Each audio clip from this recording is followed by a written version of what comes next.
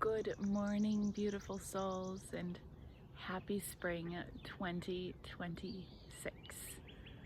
I'm standing on the top of our green roof chicken coop and getting the view of spring that is here.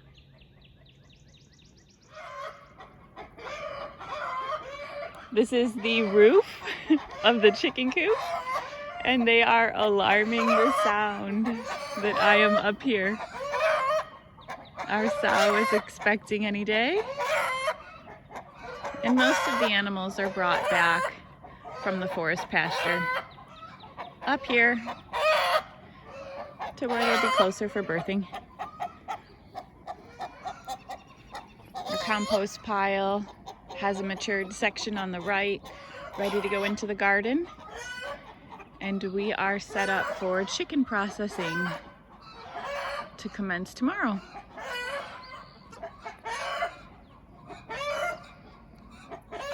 You can see where I moved them from just this morning. And as you look throughout the garden, you'll be able to see the trail of chicken feathers from the north side down to the south and down to the east. We have some beds that are solarizing and some beds that have coal crops because of the frost. I just wanted them extra protected. Blueberries are sitting up here in the front. You can see garlic and onion poking their heads through. Lots of perennials. We slowly transition lots of perennials into the garden. New logs go in, and all kinds of Irish potatoes planted along here and farther up back.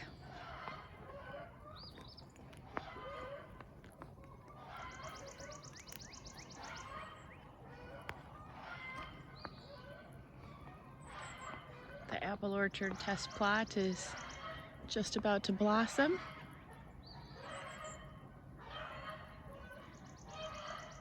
And over in the maternity pasture, we just moved 2 mamas and 2 more expecting mamas later this week. 9 weeks ago, our Cornish cross chicks arrived to the USPS, beginning another season of raising our own milk birds. We started them in an indoor brooder for the first few weeks, then transitioned them to a protected chicken tractor. Since then, they've been moving daily onto fresh land using a portable Premier One fence, along with a meat bird tractor we built a decade back from leftover roofing material from our home. This year, we fed them a morning ration of soaked and sprouted grains, a blend of oats, rye, barley, field peas, winter peas, black oil sunflower seeds, and kelp, followed by Kalmbach 22% non-GMO start-to-finish meat bird feed. And in the final weeks, they were consuming about 1/4 pound per bird per day. Each year, we reflect on this process and consider alternatives, as the reliance on grain is not entirely sustainable, and yet it provides a way to fill our freezer for the year ahead, offering our family food that feels both healthy and humanely raised. We began with 54 birds, and we lost 11 to aerial predators, so we are still uncertain whether this harvest will carry us through the full year, but as always, time will tell.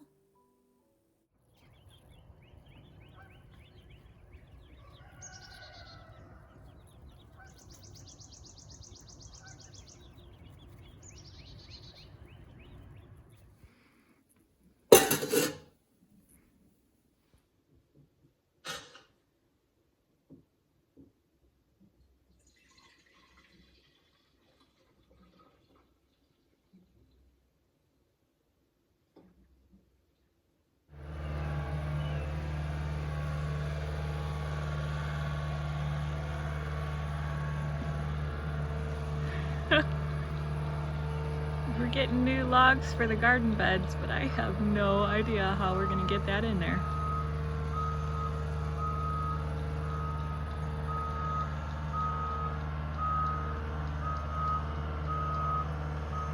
This is the area that we had a controlled burn in last May.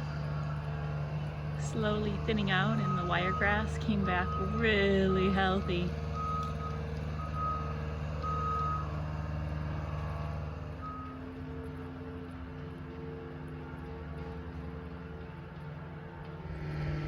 And there's our son back there, taking it upon himself to locate and destroy all the ant piles emerging in the spring.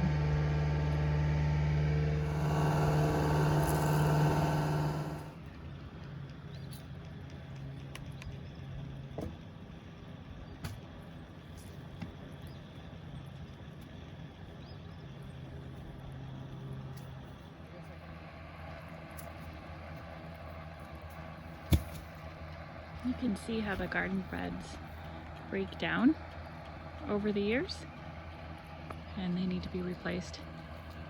But then we don't have to spend money when we do it this way, and we use what naturally needs to happen with thinning out the forest.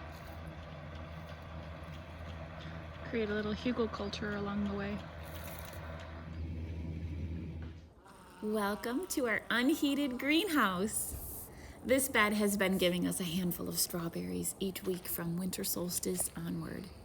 With the recent heat and protection from frost, blooms and small fruits have become abundant. Interspersed among the berries are a variety of cole crops such as broccoli, purple kohlrabi,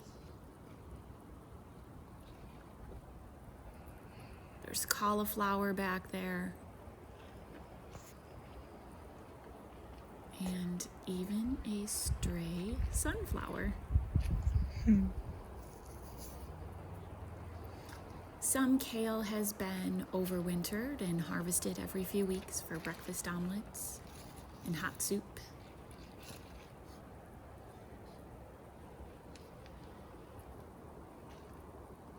There's some cauliflower. We had a crazy spring.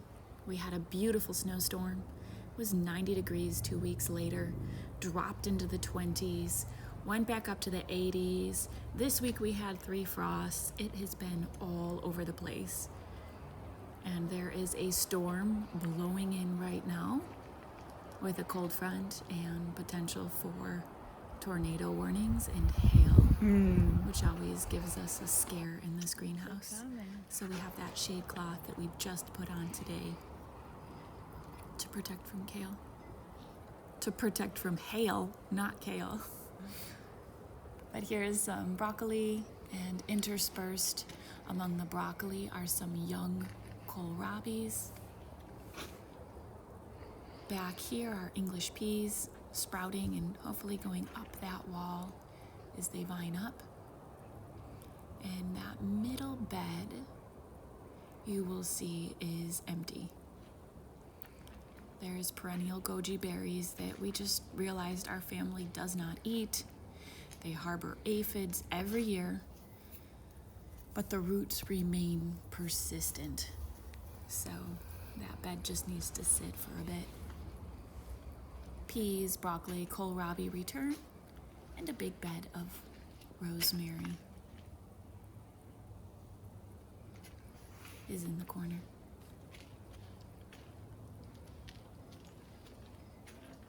Dinosaur kale we put in a few weeks ago, and strawberries of a different variety follow down the opposite side. Here is the Forest Homeschool garden bed. They started with a few planned strawberries years back, and as the strawberries spread, the children welcomed them with my gentle nudge to thin them to 1 plant per square foot. That was the cauliflower here that the children planted in autumn. It overwintered, and they will harvest that cauliflower in this week's Forage and Feast Cooking a Day, along with that green garlic and kale and this purple kohlrabi. The green kohlrabi they have already harvested from autumn, but purple always takes a bit in both kohlrabi and cabbage. When they return from spring break, They have voted to plant an abundance of herbs and flowers in lieu of last year's annual vegetable plans. This next bed here has Bib lettuce growing among cauliflower of various ages. English peas are in the back. You just saw me put my hands on some beans that self-sowed. Those were some shelling beans. We'll see if they survive with the frosts. The alpine strawberries here were nipped by the cold, but maybe we'll get a harvest before it gets too hot. More cauliflower, Bib lettuce, kohlrabi, and then back to the long beds of strawberries.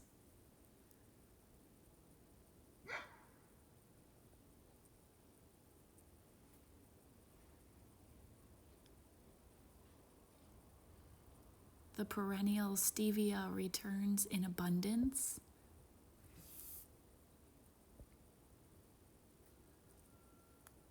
With a few lingering pots here of lavender that has just not been planted out into the garden yet. The Spanish variety here is flowering.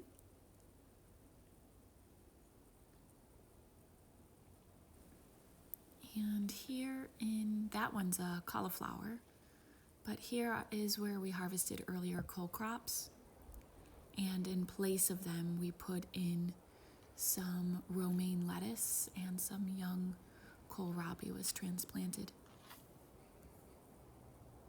I didn't show a middle bed here because some pest, nocturnal caterpillar, something came in and ate all the germinating rounds of spinach, calendula, sorrel, green onion, cilantro, isolated to that bed only, so I'm gonna let that rest and discover what the pest is.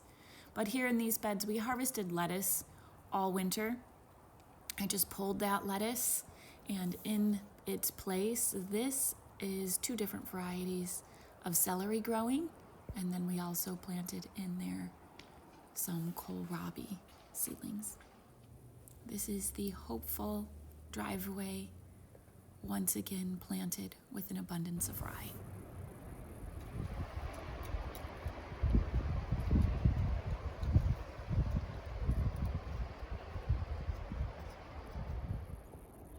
Our peach trees have pretty much all blossomed out. We had a frost just a couple nights ago, and we still have another month. So time will tell if we get any peaches this year. At this moment, the blueberry blossoms are so abundant too.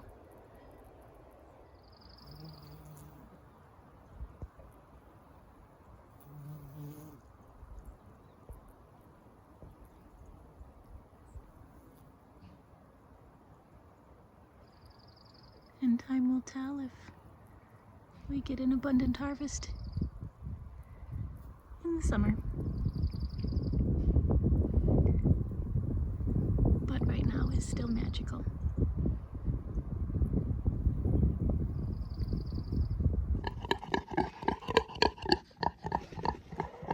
Tell it to the world, time.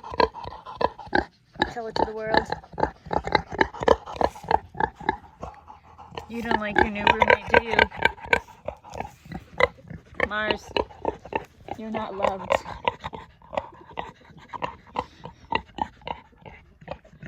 He lost all his lady friends because they're in the maternity pasture. You don't like being stuck with him? No. Yeah, he stinks, doesn't he? And I don't want to rub up on you, Mars. Leave me alone. Come on, Mars. You're gross, Mars. Mars. You're a stinker boy.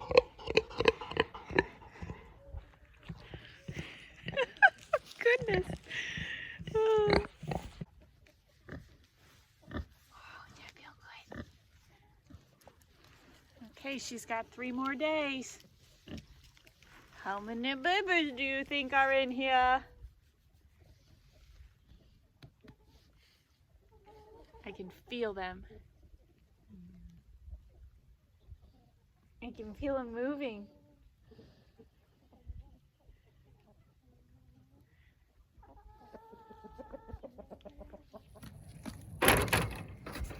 Hi, Ellie. It is our first night separating the babies so that we can milk the mamas in the morning. They're between a week and 2 days to 2.5 weeks. And our daughter is in there with the babies now.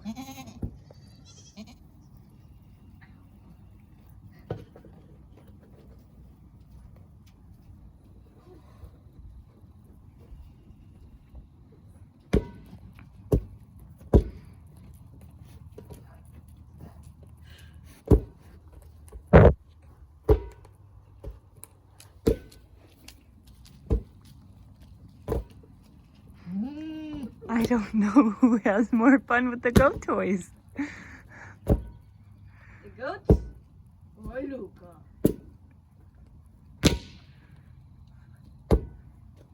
Say Luca.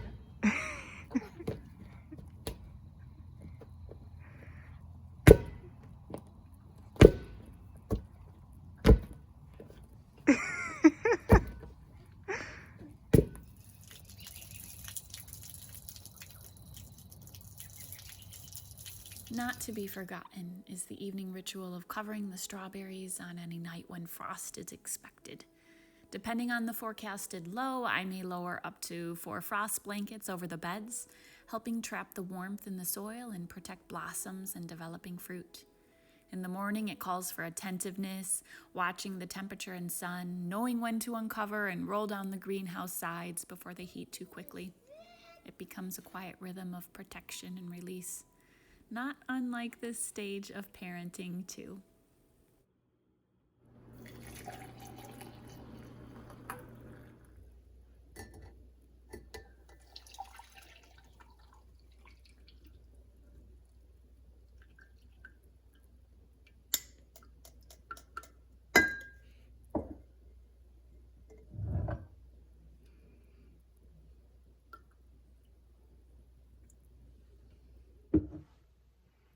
Cheers, y'all.